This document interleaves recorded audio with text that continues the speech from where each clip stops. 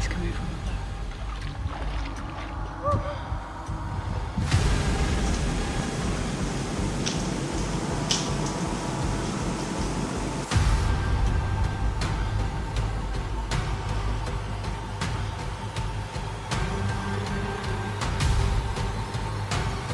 I may have to stop cooking.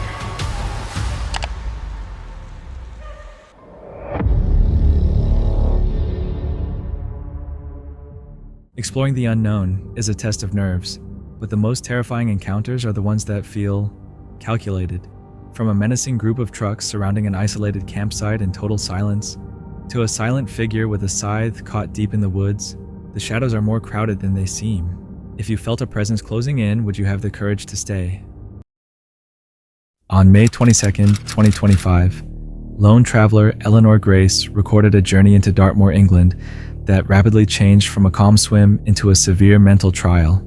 Her goal was a concealed quarry, a barren basin of black still water surrounded by towering rock walls. Beautiful grey evening in the middle of Dartmoor. Whilst I was checking out my All Trails app, I came across this place, and it's an old mining quarry. Now, I'm not too sure if it's this one. People have said that it's a very unusual and cool looking place to go for a wild swim. You know me, right? I'm gonna do it. I've brought the stuff with me in my backpack to do that. Yeah, I do think it's down there. I'm gonna check it out anyway.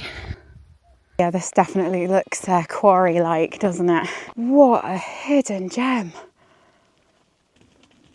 It's quite eerie, actually. Yeah, I don't... Hello? Hello? Yeah, I don't think that there is anyone else here. It's a little bit cold. It's not too bad though. There are a lot of tadpoles and everything around me, and like little lizardy type things.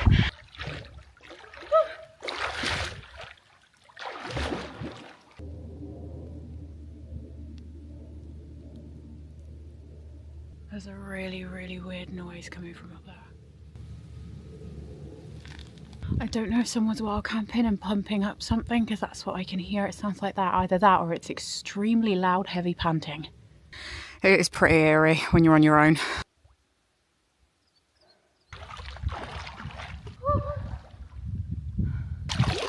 It's getting very cold. I think it's time I get out.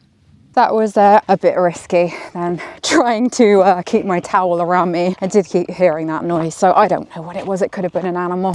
The mood felt oppressive from the beginning. Even with a powerful feeling of discomfort, Eleanor stepped into the pool only to encounter a frightening noise drifting down from the cliffs above. It was steady and unnatural, similar to deep strained breathing or a slow mechanical pulse. There was no clear origin, no hikers, no wildlife, only the sound lingering above the water. Shaken by the feeling of being observed, Eleanor rushed out and tried to escape. Yet the moor became a dangerous maze. Where's the car park? It's in the distance over there. No, how do I get down? Where the hell is the car? Oh God. Ah! Oh. Whoa. I just put my foot in that. I'm gonna try and get over there. They're everywhere. It's the only way there. I'm like checking it all now. Oh my God. This is up to my thighs. Okay, so that's the stream. The car is underneath those trees. Cool. Oh, we're quite late. And I've still got a bit of driving to do. I do not like driving on Dartmoor at night. The amount of animals everywhere, and you have to be extremely careful. It's 11:15. I'm in the car tonight, parked on my dad's driveway. My dad lives on the outskirts of Dartmoor, and I really didn't want to risk parking up there and getting the knock. She lost direction repeatedly, sinking knee-deep into icy marshes. The video shows her growing fear as she frantically searched for her car in the empty, shapeless expanse. In the end, Eleanor reached safety, but was too unsettled to continue her planned camp. She withdrew to her father's nearby house, choosing the security of a locked vehicle over the eerie solitude of the moor. This experience suggests that instinct can notice what vision cannot. When your inner warning says you're not alone in the open wild, is it only imagination, or is something actually watching? Have you ever sensed it? On June 20th, 2020, the YouTube channel Outdoor Boys recorded a family camping trip to a distant, uninhabited island that quickly exposed the disturbing force of nature taking back what humans once occupied. What started as an enjoyable adventure for Luke, his wife, and their 3 sons soon became a sequence of intense encounters with a place where signs of human life had almost vanished. Well, guys, you can see this is a very flat island and a very windy island. If it wasn't for this grass, these small piles of sand would blow away. So it's really important to not harm the grass. So we're gonna set up right here, kind of a flat spot with no grass growing.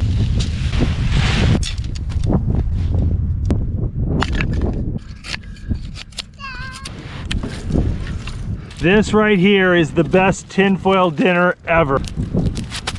For me and Becca, I also have 2 well-seasoned filet mignon steaks here. We're gonna fry those up as well. What do you think, Mom? Is it good? It's delicious. All right, we'll start breaking down camp, putting everything away, and as soon as we're done with that, we're gonna go explore that abandoned house over there. And you can see this is part of the old seawall right here. Oh my goodness, look at all these crabs. Thousands and thousands of crabs. You can hear them scurrying. Look at all the crabs. Yeah, there's a million of them. It feels like I'm touched off, but now Yeah. that must be what. What is that, like a winnower? It does look like crabs. Hey guys, check it out. It's a sink. Check it out, I can see a bunch of outbuildings and there's a big house with a large chimney over there. I think that's the mansion. All right, there's the big house. There's some more structure. We have the party in it, and why don't they? Oh, there's so many crabs over here. They're running around. No, it's dangerous. Even I'm not going inside. Pipes on the ceiling. Wait, it's all the way up. Yeah. Look, there's the house. We're getting close. The house is doing a lot better, isn't it? Look at this. Look at these big wooden pillars. This must have been a beautiful home. Floor is so spongy. Like, this could really drop. This could give way underneath me. Yeah, that's not safe. All right, guys, this is as far in as I go. I don't want to fall into the basement or have the roof fall on me or step on a nail. But that's cool in there. After spending the day camping, they moved farther inland and were met by the eerie movement of countless crabs crawling through the vegetation. The unsettling sound hinted at an even darker discovery ahead. Soon they came across a crumbling mansion overtaken by thick plant growth, its weakened frame turning it into a dangerous trap, ready to collapse at any moment. All right, we're just gonna eat a quick lunch and we're packing it up and we're out of here. I think if I had a death wish, I could grab on there and kind of shimmy up and try to go up. But yeah, that looks terribly sketchy. Look at this one's got like a concrete bunker on top. All 4 pieces of vertical angle iron are completely eaten it through. The only thing keeping this from falling on us right now is those cables. I have no idea what these towers are for. They look like they're for spotting subs from World War II. While returning, they chose to stop at another abandoned structure, unaware of how harsh and unforgiving time had been. A large steel watchtower remained standing like a hollow skeleton, its supports severely eaten away by rust and held up only by thin, strained cables. The sight was terrifying, appearing as though one strong wind could send the sharp, corroded metal crashing down on anyone beneath it. Some viewers are drawn to the way nature can erase traces of human history so quickly, while others are disturbed by the ruined buildings and the mass of crawling crabs. It raises an unsettling question when the wilderness fully takes over a place. How can we know when it is no longer meant for people to remain there? On May 7th, 2025, Wild Bear recorded a 24-hour stealth challenge inside a public forest bordering a British military base.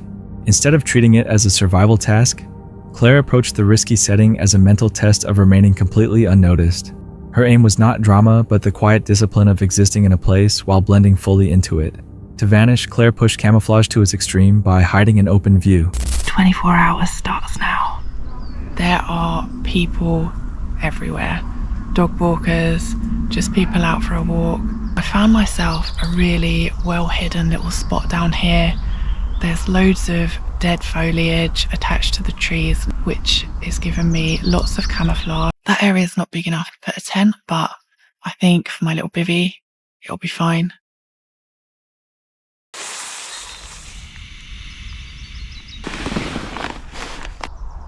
Yeah, I'm really happy with that. Really stealthy, really nice and well hidden and low profile. I've got to clear a nice area so that I can boil water, all this dry stuff. Of course, you don't want that getting anywhere near your stove, so I've decided to have for my dinner chicken curry and chocolate pudding with chocolate sauce.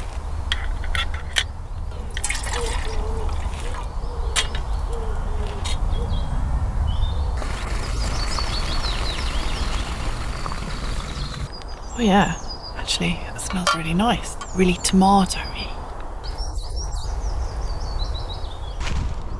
It's 6:30. It does seem to be a little bit quieter in the woods now. There's still people coming along though, so I can't let my guard down. I want to be very careful using light tonight because of where I am, close to an army base. I don't want them thinking there's some kind of weirdo hiding in the woods. I've just bought my little head torch, and I do have my 2 night vision trail cameras as well, so we can use those. I think it's going to be quite cool later. And I've got my Leviathan here in a really thin light bivvy bag, just in case of condensation really, and my big floofy pillow. So I think this is going to be well cozy, and I feel like I'm going to sleep good tonight. She built a simple bivvy only a short distance from the military boundary, covering it with dead ferns and forest debris, so it merged with the terrain. Sleeping so close to a barbed wire fence created constant tension, the real possibility of being seen by a patrol, even though she was technically on public land. So I'm all full up. I'm in my bed now, and I can just start to see the lights from the army base through the trees over there. I was hoping that because of that busy road there, the dogs in this little bit of woods would be kept on leads so they don't run into the road, so that they don't come sniff me out and alert their owners to my presence. Hopefully I don't get busted in the morning. It is 7 o'clock. It's 7 degrees. The woods is actually pretty quiet this morning. I've only heard one doggo so far. Hi. It's okay, it's okay. Hello, hello. Hi. There's quite a lot of people about now. There's been a couple of lovely doggos along, and they were both very kind. They didn't give me away. Hi.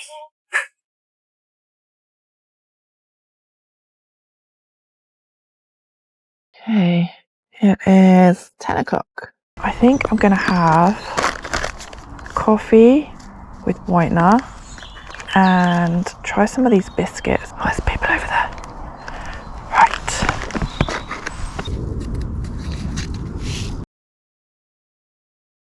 Brown biscuits, peanut butter. It is 11 o'clock. I've got 1 hour left. I can almost taste the victory. I think I'm going to start putting the rest of my stuff away now and then just lay low for the last hour.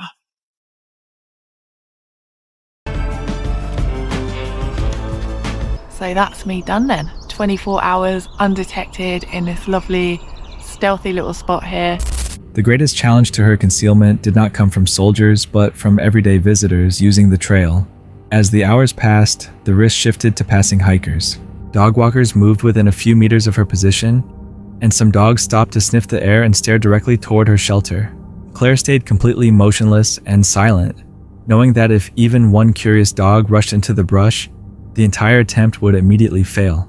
Beneath the playful nature of the experiment lies a deeper insight into how people notice their surroundings. The fact that strangers walked past without realizing she was there shows how easily attention slips when nothing seems out of place. In the end, it raises a lingering question: how much around us goes unseen simply because our minds are not prepared to notice it? A Reddit post shared by 3 brothers who lived with their father quickly drew widespread interest. The photo was taken inside their home during summer vacation, when all 3 were inside and spending the day indoors. When the picture was examined later, something unusual appeared in the background. A small girl standing silently inside the house. No one in the family recognized her, and no one recalled a child being there at the time. Some believed the figure was only a reflection or camera error, while others felt uneasy, especially after one brother later moved away, unsettled by what he thought were strange occurrences in the home. The family confirmed the photo itself was genuine, even though they could not explain the identity of the girl.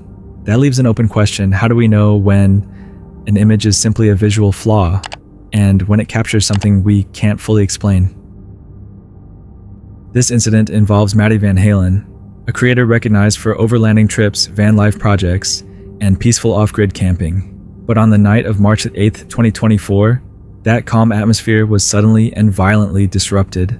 Maddie and a friend had set up camp in a distant, isolated spot beneath a sky full of stars. The night was silent until the sound of an engine broke through the stillness. Without any warning, a pickup truck rushed straight into their campsite. The driver did not slow down or stop nearby, he drove directly into their area.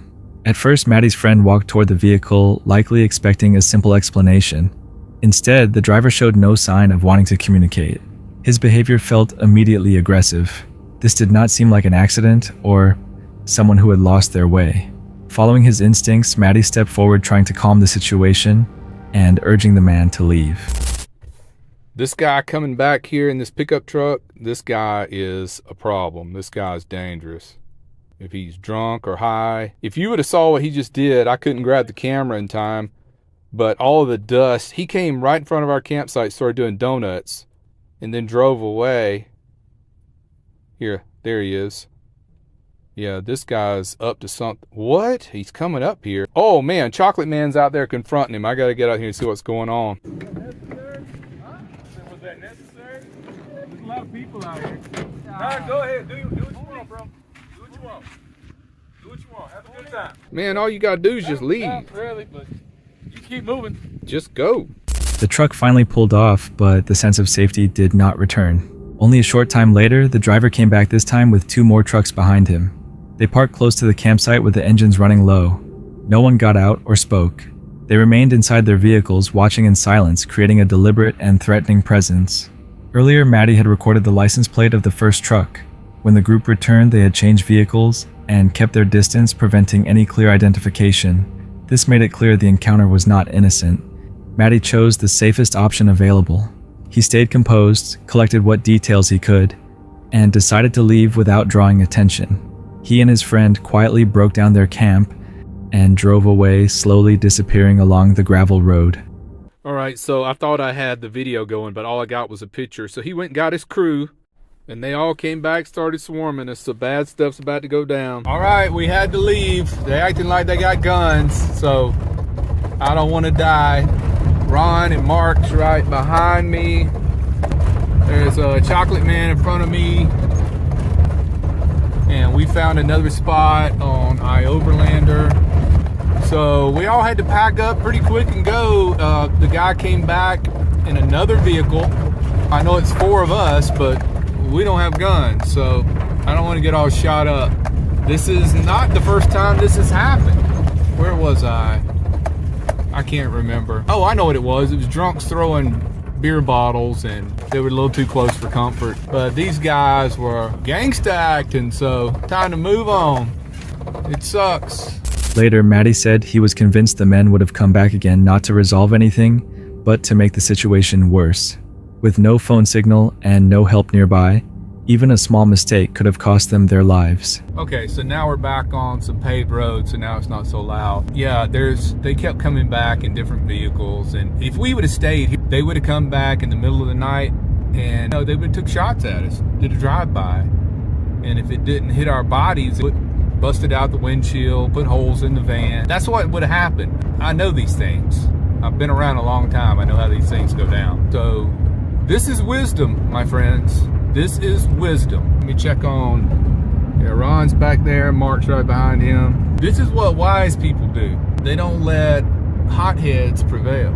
Feels like a loss, but it's really a win. They were fortunate to get away unharmed, but the experience left Maddie with a lasting realization he carries every time he camps alone in remote areas. Threats do not always come from the woods or the night. Sometimes they come from other people. A Reddit commenter explained that she and her family visited Olympia, Washington, going hiking and camping together. On one trail, her sister paused behind to snap a picture of the wooded path while the rest moved forward. Later, after zooming into the image, a vague shape appeared far along the trail, seemingly wearing a blue dress and carrying something resembling an axe or scythe. The poster noted her sister normally avoids photographing strangers, which made the figure seem suspicious. Was it only another hiker in the distance, or a visual illusion? And how can anyone tell the difference? This incident comes from Jason, the creator of the YouTube channel Exploring Intuition, known for solo camping and spending quiet time deep in nature.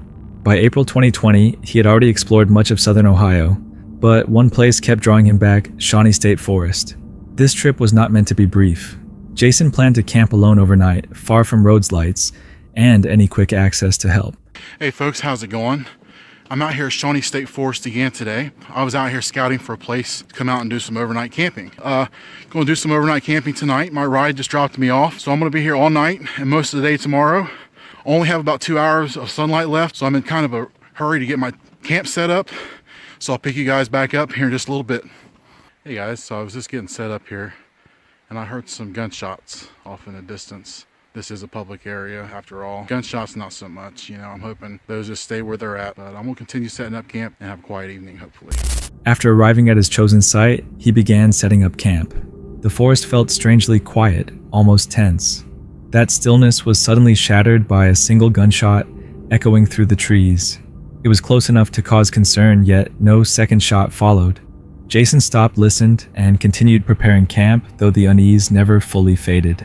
As darkness approached, unfamiliar noises carried through the woods.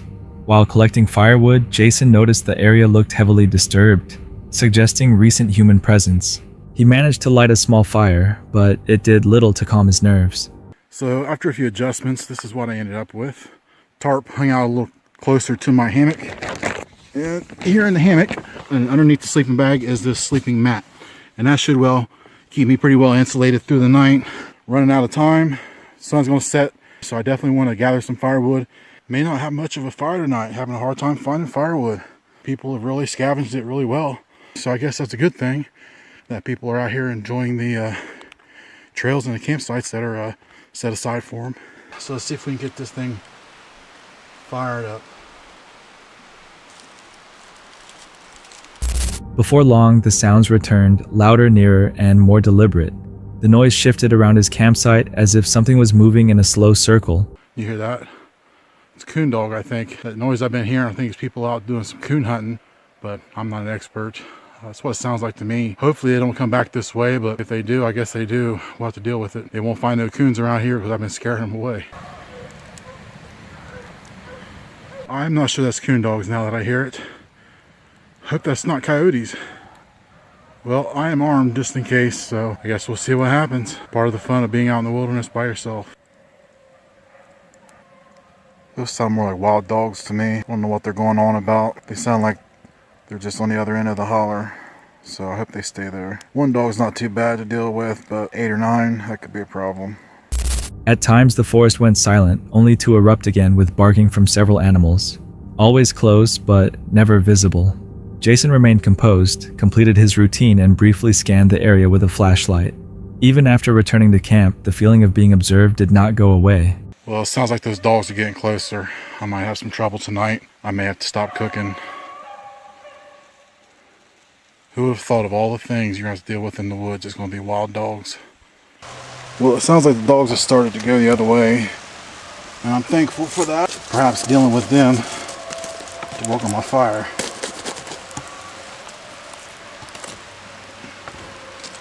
Well, it looks like this fish is done, so I'm going to dig in. Well, the more I listen, the more I think that those are hunting dogs and somebody's out training them. But I can hear the guy down there now hollering for him to come back or something like that. For a minute, he was doing a whoop, and it freaked me out because I don't know if you guys, when you're in the middle of the woods and you hear a whoop, that's normally time to get out of the woods, but so far so good. By morning, he emerged worn out. There were no tracks or clear signs, only the memory of the noises and the sense that he had not been alone. Some believe the sounds were from hunting dogs or wildlife, while others suspect something different was occurring. When nothing is left behind, how do you decide whether fear comes from nature or from something unknown? These trail camera images were captured years ago near a marshy cemetery in North Carolina, and were later posted online by a local state trooper. He explained that he shared them only to ask for opinions, saying he was caught off guard by what appeared in the photos. The property is privately owned and surrounded by dense woods with no nearby campsites or homes in the area.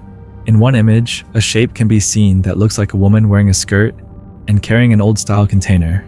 In another photo, a second form seems to show a small child walking next to her. The shapes could be caused by lighting effects or motion blur. Even so, the remote setting makes the images unsettling. If no one was expected to be there, what or who set off the camera? A highly disturbing video was recently posted to YouTube by the channel Pasha Brill, titled, "I found a camera belonging to a missing person." During a lone walk through a distant forest, a GoPro camera was uncovered hidden deep in the woods. What was found on the device would later seem troubling. Along the path, an abandoned tent campsite came into sight. The scene was filmed using a phone camera, capturing everything in detail. Personal belongings were scattered across the ground. The campfire had long turned cold, and fallen leaves covered most of the area. It looked as if the people there had vanished suddenly.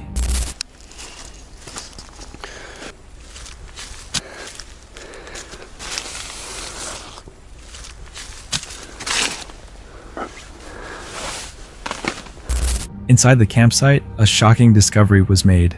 A dog had been killed and ripped apart. The remains were buried before moving farther into the area where the GoPro camera was eventually located. Before handing it over to police, the footage stored on the device was examined. The recordings contained odd and unsettling moments that seemed linked to the disappearance of the camera's owner.